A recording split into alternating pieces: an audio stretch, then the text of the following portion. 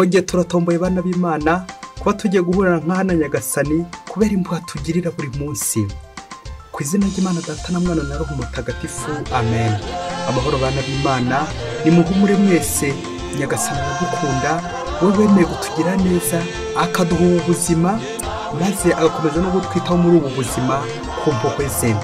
Uyu munsi dufite ibyishimo bikomeye cyane, ngo tujye guhimbaza ivuka ry'umubyeyi wacu Bikira Mariya, umubyeyi wa Yezu, umubyeyi wa Kiliziya, ana umubyeyi wacu. Kuri uyu wa kane tariki 8 Nzeri 2022, dore amasomo matagatifu adufasha kugumana ibyishimo byo kwakira ivuka ry'umubyeyi wacu Bikira Mariya. Isomo rya mbere ni ryo mwaka wa Mutagatifu yandikiye Abanyaroma, umutwe wa 8 murongo 28 kugeza kwa 30. Bavandimwe, tuzi ko byose bihira abakunda Imana, aribo yihamagariye ku bwende bwayo. Abo yamenye kuva kera yanabageneye guhabwa isura y'umwana wayo, ngo abo muvuka mbere mu bavandimwe benshi. Abo yabigeneye kandi abo ngabo yarabahamagaye. Abo yahamagaye kandi abo ngabo yabahaye kuba intungane. Abo yahaye kuba intungane, abo ngabo yanabahaye ikuzo. Iryo ni ijambo ry'Imana. Mu kuziririkana kuri iri somo turifashisha indirimbo mu gitabo cy'umuhanuzi Izayi, umutwe wa 61 umurongo wa 10 ndetse n'uwa 11, n'umutwe wa 62 umurongo wa 1 kugeza kwa 3. Ndasabagizwa n'ibyishimo mu Mana umwami wanjye. Ndasabagizwa n'ibyishimo mu Uhoraho, umutima wanjye uhimbajwe n'Imana yanjye, kuko yanyambitse umwambaro w'umukiro, akansesuraho umwitero w'ubutungane. Uko ubutaka bumeza imbuto zabwo, n'ubusitani bugakuza icyo bwabibwemo, ni nako Uhoraho azameza ubutungane n'ibisingizo imbere y'amahanga yose. Sinzigera nterana Siyoni, sinzareka guhibikanira Yerusalemu, kugeza ubwo ubutungane bwayo butangaje nk'icyezezi, n'umukiro wayo ukakirana nk'urumuri. Bityo amahanga azabone ubutungane bwawe, abami bose babone ikuzo ryawe. Nuko bazakwita izina rishya rizatangazwa n'Uhoraho. Uzamera nk'ikamba ribengerana mu kiganza cy'Uhoraho, n'igisingo mu ntoki z'Imana yawe. Ndasabagizwa n'ibyishimo mu Mana umwami wanjye. Nyagasani Yezu nabane namwe. Amagambo mu Ivanjili ntagatifu yanditswe na Matayo, umutwe wa 1 murongo 18 kugeza kwa 23. Dore uko Yezu Kristo yavutse. Nyina Mariya yari yarasabwa na Yozefu. Mu gihe batarabana, aza gusama inda ku bubasha bwa Roho Mutagatifu. Yozefu umugabo we wari intungane kandi utashaka kumuteza urubwa, yigira inama kumusezerera rwihishwa. Igihe arakibizirikana, umumarayika wa Nyagasani amubonekera mu nzozi, aramubwira ati: Yozefu mwana wa Dawudi, witinya kuzana umugeni wawe Mariya, kuko asamye ku bubasha bwa Roho Mutagatifu. Azabyara umwana uzamwite Yezu, kuko ari we uzakiza umuryango w'ibyaha byawo. Ibyo byose ariko byabereye kugira ngo huzuzwe ibyo Nyagasani yavugishije umuhanuzi ati: dore umukobwa w'isugi agiye gusama inda, maze azabyara umuhungu, nuko bazamwite Manweri, ari byo kuvuga ngo Imana turi kumwe. Iyo ni Ivanjili ntagatifu. Dore umukobwa w'isugi agiye gusama inda, maze azabyara umuhungu, nuko bazamwite Manweri, ari byo kuvuga ngo Imana turi kumwe. Amen, amen, amen. Bakristo bavandimwe, Yezu Kristo akuzwe. Aha turi kumwe n'Imana. Niba Yezu ndi imbere, Bikira Mariya akanje inyuma, tukagendana nabo, ntacyo nzaba. Nitwishime bana b'Imana, kuko twishingiye kibyeyi. Umunsi w'umusaza wanywaga inzoga cyane, ngo baramuhamagaye kugira ngo bamugire inama. Baramubwira bati: wa musaza waretse izo nzoga ko zigiye gukwica. Nuko ngo wa musaza ngo arabasubiza ati: ko duherutse gushyingura akana k'amezi 3 kari kanyoye izihe? Bakristo bavandimwe, yego nyine nanone nta gufatira urugero ku muntu tuzi waba witwara nabi, udafite conduite nziza. Ariko se nanone iri jambo umusaza avuze reka turicaho karongo, riratuganisha ko burya n'ikizatwica ntabwo ari inzoga gusa, n'umwana muto ashobora gupfa. Bakristo bana b'Imana, twakwibaza tuti none se ko turi guhimbaza ivuka rya Bikira Mariya, la naissance, guki uzanyemo urupfu, la mort? Urupfu ruri kuza gute? Aha turifuza kubereka ko ubuzima n'urupfu burya bifitanye isano. Burya umuntu wese wavutse agomba no kwitegura kuzapfa. Nguko kuvuka ukabaho ugakura, ariko ukitegura kuzapfa. Ibi rero bigatuganisha ko tutagomba kugundira ubuzima dufite, kuko niba wanavutse amaherezo igihe kizagera upfe. Kuko nyine nta wajya mu ijuru atarapfa, nta ujya mu ijuru adapfuye. Iyi mvugo rero turamba nk'abakristo ko tuzajya mu ijuru ko dupfuye, kuko twaremewe twese kuzajya mu ijuru. Ngiki kiri mu mugambi w'Imana. Umugambi w'Imana ni ukudukiza, umugambi w'Imana ni uko twese twazajya mu ijuru. Ariko mbere yo kunjya mu ijuru ndavuka ariko nkamenya ko nzapfa. Nuko rero abakristo bavandimwe, twese turabakandida ku buzima, ariko nanone twese turi n'abakandida ku rupfu. Waba umwana, waba umusore, waba umukobwa, waba umugore, waba umugabo, waba umusaza, waba umukecuru, twese turabakandida ku rupfu. Nk'uko twese twanabaye abakandida ku buzima. Kuri uyu munsi duhimbaza ivuka rya Bikira Mariya, turazirikana ko Bikira Mariya yavutse ariko akagira uruhare runini cyane mu kuvuka kwacu natwe, ari ukuvuka ku mubiri ndetse no kuvuka kuri roho, la nouvelle naissance. Ubwo tuza kuzirikana ku ngingo igira iti ibiri mu mugambi w'Imana. Ni ibikiri mu mugambi w'Imana, ni ukudukiza Imana no gutugabira ubuzima, ariko nanone igambire kuzagira ngo tuzabutware nk'intizanyo. Nta nubwo ari impano gusa, ahubwo n'intizanyo, kugira ngo tuzongere tubugire gute, tubusubize Imana. Nk'uko ababyeyi Imana ibatiza umwana, ariko ibyo nibyo bagomba gukora kugira ngo ntibamugundire, bamurere abeho neza, ariko igihe izagira Imana imusubirane. Nk'uko ubuzima atari impano gusa, ahubwo n'intizanyo, twakabimenye. Turazirikana uburyo ababyeyi ba Bikira Mariya Ana na Yowakimu babyaye Bikira Mariya, ariko bakaza kugera ahantu hakomeye cyane, kutagundira iby'Imana. Nk'uko batuye Bikira Mariya mu ngoro ngo afite imyaka 3, Bikira bagaturwa Imana mu ngoro, bikaza kurangira ari nawe nyine ubyaye umwana w'Imana, umucunguzi Yezu Kristo waducunguye. Nk'uko ivuka rya Bikira Mariya ridufitiye akamaro kanini, kuko nyine Bikira Mariya atavuka gusa ngo ababyeyi bamwihererane, ababyeyi bari bamugiraho uruhare gusa, ahubwo nanone kimuga twisha ikintu gikomeye cyane, kutagundira iby'Imana, kutagundira ubuzima dufite. Umwana ntago ari uw'ababyeyi gusa, ahubwo umwana ni uw'Imana, ni uw'abantu bose, umwana ni uwa Kiliziya. Ana na Yowakimu ni mwubahwe. Ubusanga muri Kiliziya Gatolika tumenya guhimbaza abatagatifu ku munsi bapfiriyeho, barangiza ubuzima bwabo hano ku isi, bityo bakavuka mu ijuru nyine. Murumva ko kuvuka ku isi no kuvuka mu ijuru bifitanye isano nyine, la naissance et la mort. Ariko hari abatagatifu babiri duhimbaza by'umwihariko ivuka ryabo hano ku isi, ni Yohani Batisa ndetse na Bikira Mariya, kuko bombi abo batagatifu binjira by'umwihariko mu mugambi w'Imana wo gucungura abantu.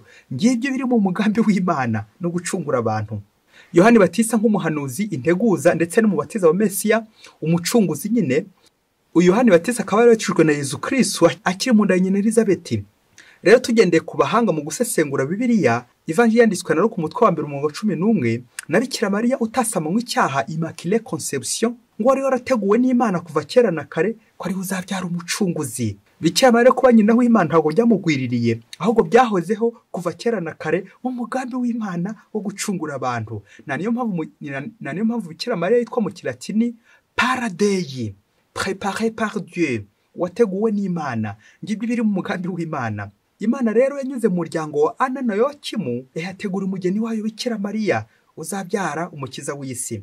Aho Imana yanyuze barahirwa, abari kumwe n'Imana barahirwa, kuko twabizirikanye mu isomo rya mbere bati byose bihira abakunda Imana. Amen. Ni koko abakristo bavandimwe, Imana iratunganye, ni nayo mpamvu aho inyura hagomba kuba naho hatunganye. Aho Imana itura hagomba kuba hatunganye, ingoro y'Imana, Bikira Mariya tabernacle.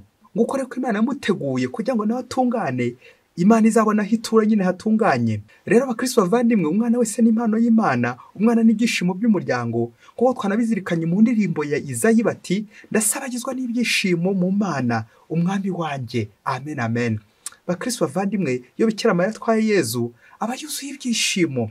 Ni kuko umuntu wese utwaye Yezu nyine arishima. Ana na Yowakimu bateguye Bikira Mariya, Bikira Mariya ategura Yezu umucunguzi, ubwo twabizirikanye mu Ivanjili ya none. Nyina wa Yezu yari yarasabwe na Yosefu ngo mu gihe batarabana aza gusaminda kubashaga Roho Mutagatifu. Turazirikana n'ukuntu Yosefu yazanye Bikira Mariya mu bihe bigoye, nuko azamwita izina, ngo bagize bati nuko azamwita izina. Iyi Ivanjili irakomeza igira iti witinya kuzana umugeni wawe Mariya, kuko azabyara umwana uzamwita izina rya Yezu, kuko ari uzakiza umuryango w'ibyaha byawo. Amen, amen. Dutangazwa n'ukuntu buri gihe ibintu by'Imana biba biteguye kandi bikagera ku ndunduro. Umugambi w'Imana nta wundi nuko dukiza. Ibiri mu mugambi w'Imana ababyeyi, muri abantu bose binjiye muri uyu mugambi w'Imana wo gucungura abantu, mutekereze kandi uburyo bagiye bakora bakagoka amanywa n'ijoro, bagahunga, bagatotezwa, badasinzira, bagahangayika kubera gutegurira Imana. Bikira Mariya akaza ku isonga. Twibuke kandi ko mu muco w'Abayahudi umugore cyangwa umukobwa bafataga yasambanye cyangwa yatwaye inda ku buryo butemewe n'amategeko, nanjye kuvuga mu buryo budasobanutse, byumvikana atabana n'umugabo, bamuteraga amabuye akaba yanapfa yewe. Bikira Mariya rero tuzirikane ko nawe atari kurokoka aya mabuye, usibye ko nyine Imana yakiza akaboko. Mana warakoze muri wa migambi wayo wo kudukiza, wo gukiza abantu. Tekereza nawe, ano nayo kimuba bya Bikira Mariya. Bikira Mariya arakuze agasama ku bubasha bwa Roho Mutagatifu. Tekereza nawe Bikira Mariya bakiza kumutera amabuye, twari kuba turi hehe ubu ngubu? Bamwe muri twe bari kuba bari nk'imiserebanya, abandi nk'ibyugu, abandi nk'ikibirima, abandi nk'igishokoma. Wari kuba uri he mubyeyi? Tekereza kandi iyo Bikira Mariya akiza gutinyuka, nanjye kuvuga gasara ntibikabe, acunze ko bazamutera amabuye cyangwa ngo arasebye kubera iriya nda yatwaye, akari gutekereza nk'abakobwa b'ubu, ababyeyi gito akaba yarayikuyemo. Ubu twari kuba turi he ababyeyi? Icyo kibazo wowe ntukibaza. Byumvikane ntitwari kuba tukiriho, ariko erezoma kubw'amahirwe bya bindi biri mu mugambi w'Imana wo kuducungura, Bikira Mariya byemeye yafi yatiwe. Ugushakaho ni gukorwe Mana. Nuko Bikira Mariya akatwemerera, akemera gutubyara natwe. Amen amen. Ibiri mu mugambi w'Imana nta kindi ni ukudukiza, ni ukukira nanjye ngakira. Bikira Mariya warakoze. Iri vuka rya Bikira Mariya rero rigahamagara natwe ivuka ryacu, ari hano ku isi ari no mu ijuru. Kare twavuze ko ubuzima ndetse n'urupfu bifite icyo bipfana. Ntabwo bifite gusa icyo bipfa, ahubwo binafite icyo bipfana. Kuko nyine iyo tuvutse twiteguye ko mu minsi iri imbere, utazi nanjye ntazi, dushobora gupfa, ariyo nzira igira gute itugeza mu ijuru. Ariko byumvikane, niba naragize icyo nkora hano ku isi kizima cyiza, kizampesha ingororano y'ijuru. Ariko nanone ijuru ntabwo ari uko twabishatse, cyangwa ntabwo ari uko twakoze ibikorwa bihambaye, ahubwo nanone impuhwe z'Imana. Bikira Mariya warakoze kuvuka, Bikira Mariya warakoze gutubyarira umukiza, umucunguzi w'isi. Munyemere mu kanya gato tunyarukire muri maternite, turebe ibiri guhabera. Burya muri maternite babyeyi, ushobora kuba utwite, bamwe bashobora kubyara bigakunda, hari n'igihe umwana ashobora kwitaba Imana ako kanya sur le champ. Reka tunyarukire muri maternite. Iyi maternite ya hano ku isi iza gutuganisha kuri maternite spirituelle, kuri maternite yo mu ijuru. Uko navutse hano ku isi binganisha gute ku kuvuka mu ijuru? Ngo umunsi umwe hirya kure cyane muri Afurika, ngo urugo umugabo n'umugore bari abakristo b'indani, bagakunda gusenga, ariko bakaba bari bafite ikibazo kimwe gusa, bo bibwiraga ko cyabakoza gisoni mu bandi. Ngo bari bamaze imyaka 10 nta mwana bagira. Nuko bagahora mu ngoro basenga Imana, banze ubuzima bwabo nyine bakabutura Imana, bagatura Imana iryo shavu n'agahinda. Nuko ngo kera kabaye igihe kiza kugera, bya bindi biri mu mugambi w'Imana, baza gutwita. Nuko mu kujya kubyara, ngo inda igeze ku mezi nk'5, biza kugera gutya inda ivamo. Avortement involontaire. Nuko urwa rugo rukomeza guhangayika n'ubundi. Bibaza ukuntu Imana yari bagoboreye umwana, none bigenze gutya, shitana bikandagiyemo. Nuko n'ubundi bacika intege, bakomeza gusaba Imana ngo ibagoboke.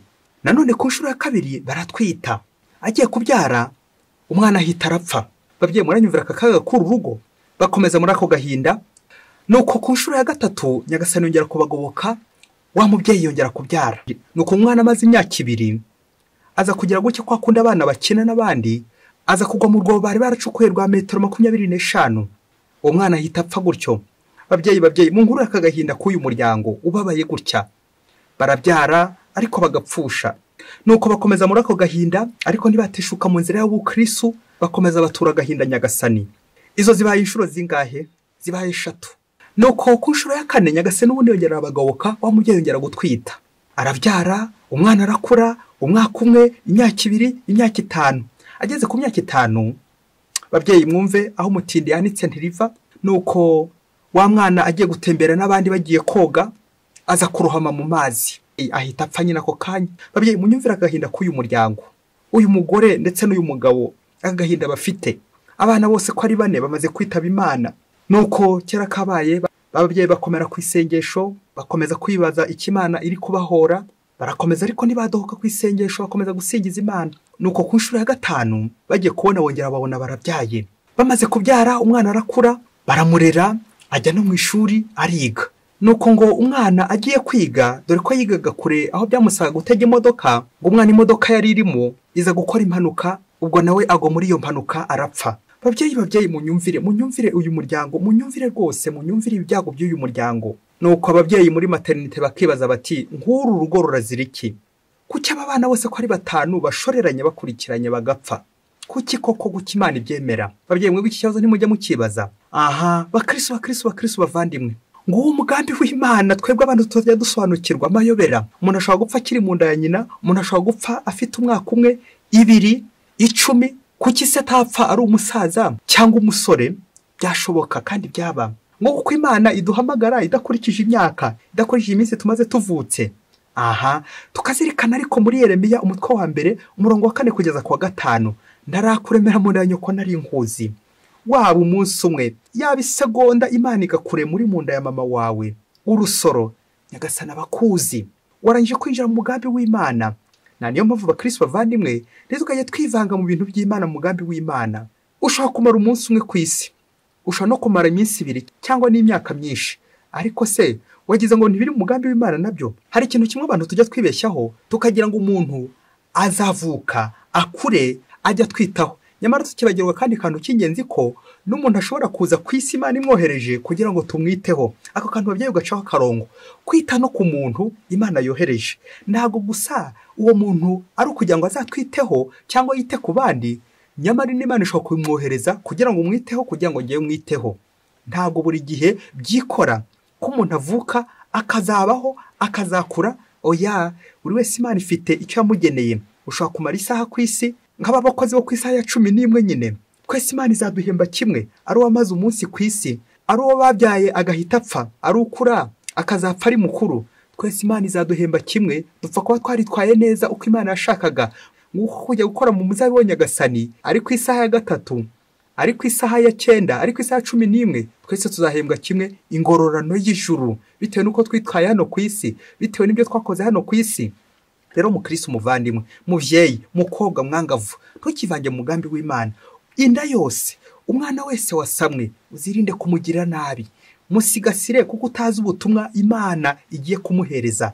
Nguko kwivuka rya Bikira Mariya, twibuka ko Bikira Mariya Imana yamuhaye ubutumwa, ariko ubutumwa yamuhaye ntabwo gusa ari ukuvuka, ahubwo no kuzabyara. Ngo ubutumwa bwa Bikira Mariya yaravutse, ariko aba n'umubyeyi, umubyeyi wacu.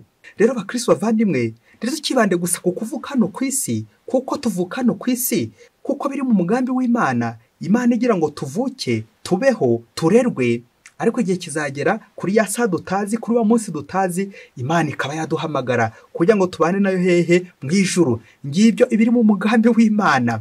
Ntabwo ari uko tuzaba hano ku isi gusa, la vie matérielle, ahubwo la vie spirituelle, kubaho ku buryo bwa roho, nkazajya hehe mu ijuru.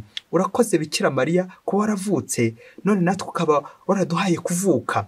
Nuko rero abakristo bavandimwe twiteguye natwe kuzavuka ryari, kuzavuka tujya mu ijuru. Gupfa ushobora gupfa, uruhinja rushobora gupfa, umusaza ashobora gupfa. Akaba umusaza ati kwejo twashyinguye uruhinja rw'amezi 3 rwari rwanyoye izihe nzoga. Nuko rero abakristo bavandimwe tujye twitoza kurerera Imana. Umwana aravutse ni impano y'Imana birumvikana, ariko nini ntizanyo. Uwo mwana Imana yamudutije kugira ngo tumurere, inshingano zacu nko kumurera, tumwiteho kuko dutazi icyo Imana imuteganyirije. Uwo mwana navuka kitaba Imana, uzakomeza ushimire Nyagasani. Nakura akagejuru akabaho, agakura akagira imyaka myinshi, nabwo uzakomeza ushimire Nyagasani. Ndetse n'igihe yitabye Imana, nabyo uzagaruke ushimire Nyagasani. Nyagasani yarampaye, Nyagasani yisubije. Ndakurwanira n'Imana ibyayo. Nguko uko ubuzima, la naissance n'urupfu, la mort, bifitanye sano nyine.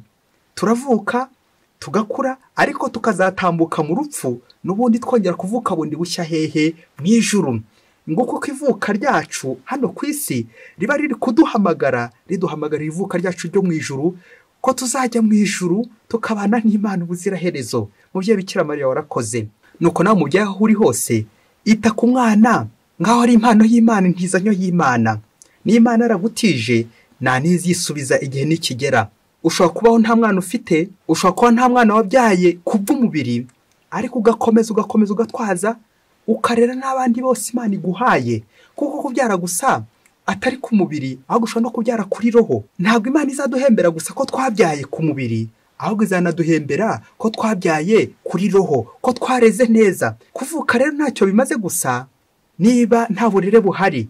Akamvuga umunyarwanda ati uburere buruta ubuvuke. Nguko uko Ana na Yowakimu batagundiriye Bikira Mariya, ahubwo bamutuye Imana kuko bazi ko umwana wese nyine n'impano y'Imana ni ntizanyo, bakongera bakamutura Imana. None natwe byatugiriye akamaro, bikagirira na Kiliziya y'isi yose. Isi yose ikabona ubucunguzi. Kubera iki? Umubyeyi Bikira Mariya watuvukiye agakura, nuko akemerera Imana, akabyara umukiza w'isi. Umubyeyi w'Imana Bikira Mariya, umubyeyi mwiza warakoze. Bikira Mariya mubyeyi w'Imana, udusabire buri munsi. Mwese Imana ibahe umugisha. Imana Data na Mwana na Roho Mutagatifu. Amen. Padiri Mukoladisirasi wa Diyosezi ya Cyangugu.